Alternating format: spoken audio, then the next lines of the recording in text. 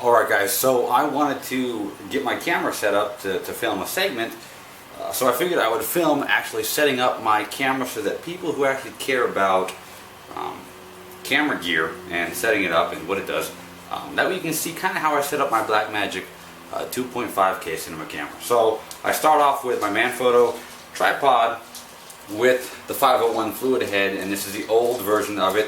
If you're familiar with the 501 head, you'll know that the old one's better. And so I have this old one. I got it off of Craigslist and I love it. On top of that is my shoulder rig.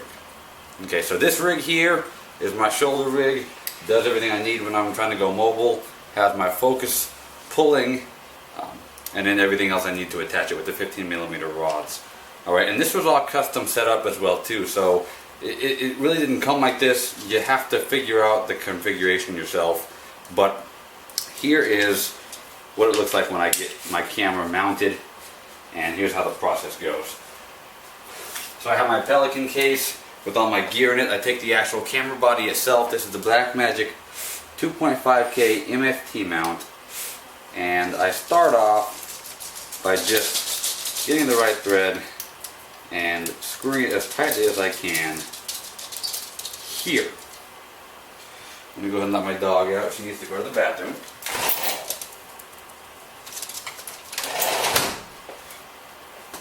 Alright, so once that's mounted, I make sure it's super tight, and from there I'm going to go ahead and put the lens on it. Alright, so depending on what I'm shooting, that's really going to make all the difference with what lens I choose. I'll start off with putting on my Metabones speed booster. Now, for anybody who's familiar with this camera, you do know that there's a very tight crop factor with it. So I have the Metabones speed booster, which helps in a lot of ways, but more so than anything, it helps with the crop. So I start with that, and I shoot with Nikon glass, so I have my 35mm. I'll just put that on to show you guys how it looks.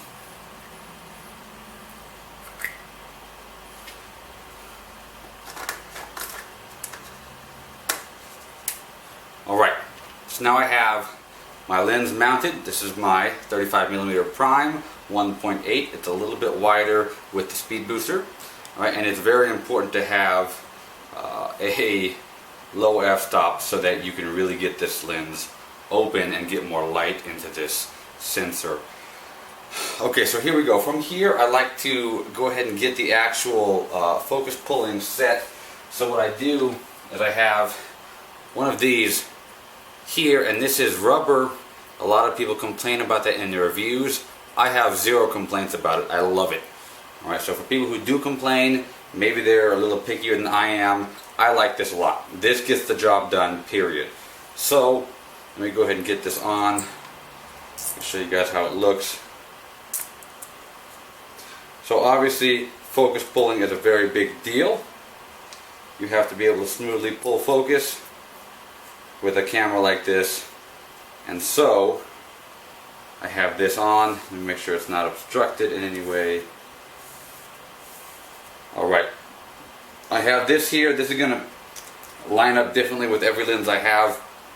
Alright, there's some sets of lenses like the Rockin' lenses, the new Vajra lenses. They have a set size of the actual barrel of the lens, that way you don't have to always readjust this. I have to readjust it every time, so I line it up here. Go ahead and tighten that, and then sink this in.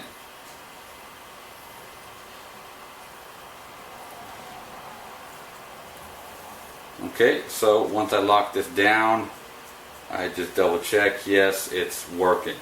Beautiful. So now when I'm behind, I can smooth pull focus on my subject. Beautiful. Next thing I need to get set up is the audio.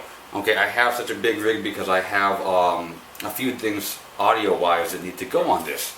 So we'll start off with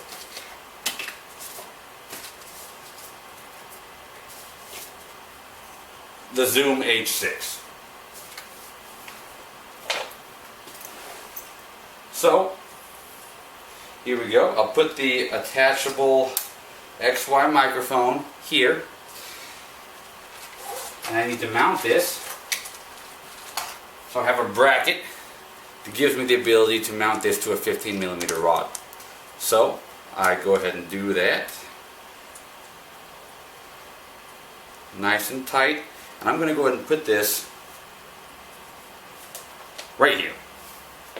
Alright. So I want to make sure it doesn't obstruct any of the console here. This looks perfect. Go ahead and tighten that up.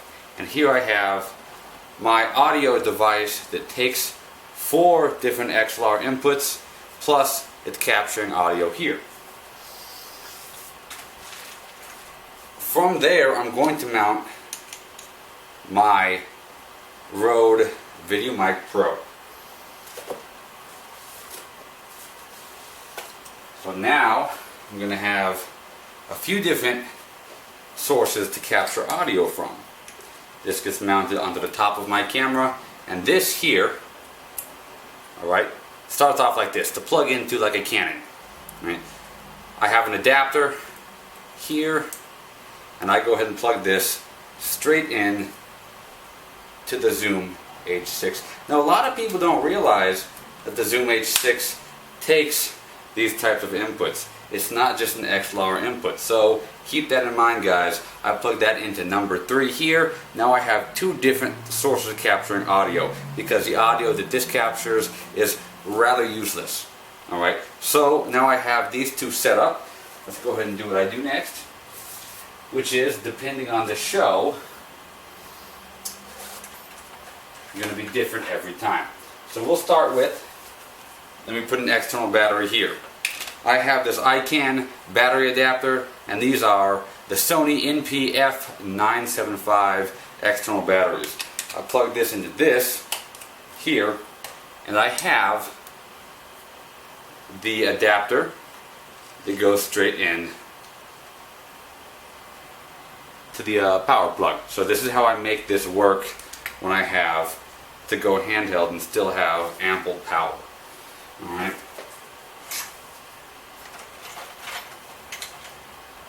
Next, we're going to get set up the Teradek Cube. Alright, this is what I use when I'm live streaming my events for the bodybuilding shows. I use this Teradek Cube, which is a very powerful device, to stream the feed I'm getting straight into the back, so I can show the competitors what's going on stage. Alright.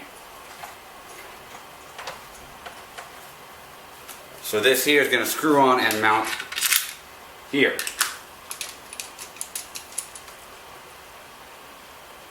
So now we have a lot going on with this, right? And I like that. The more connections I see, the better. I love knowing that this is an actual setup that's going to be functional. So I enjoy that a lot. Okay, depending on what my show is or what my purpose is, I may or may not need a few of these things. Like for instance, again, this would not be used unless I was doing a live event that I needed to do something with that for. Normally I don't need to stream that if I'm just shooting regular video. Okay, but now I have audio being captured from here, audio coming in from here. This goes straight into here as well too. But what I like to do is I like to connect this into here. So I can line out from here to here to make the audio that I'm capturing from these 2 devices go straight into here. It'll be recorded through the master file here, and I'll also record externally. So I set this plug up, and I line out from this, and I go straight into the audio 1 here. In the settings in the Blackmagic, I have the audio channel 2 using audio channel 1 as the input source, because this takes 2 audio inputs. Alright, so now I have 2 sources of audio being captured, mixed, and put straight into here. That makes the audio much more usable straight out of the box. Because if I just recorded with whatever's in here, it's pretty much gonna suck. Alright, so now I can capture externally, which is going to be even better quality in my opinion, and I can just sync that post-production, and that goes straight into here. Now, this is your average everyday setup for me. Now, I haven't hooked up the SDI, I guess I should, just so you guys can see how it looks. But depending on my show, I have a few different setups here, but this is just going to take my SDI here, and I can grab it from the SDI out here. Now this is going to take the feed, if it's a single camera feed, and make it so that I can. There we go. Good. Perfect. So now we're set. Video's coming out of here, the entire feed. Video and audio is coming out from here into here. This is going to stream it to wherever I need it to be streamed to. And this is my usual camera setup. So I hope you guys enjoy the little tutorial, and I hope anybody's able to learn anything from it, because as a do-it-yourself kind of guy, it's taken me a long time to learn what in the world I'm doing. Alright? Thanks for watching, guys. Take care.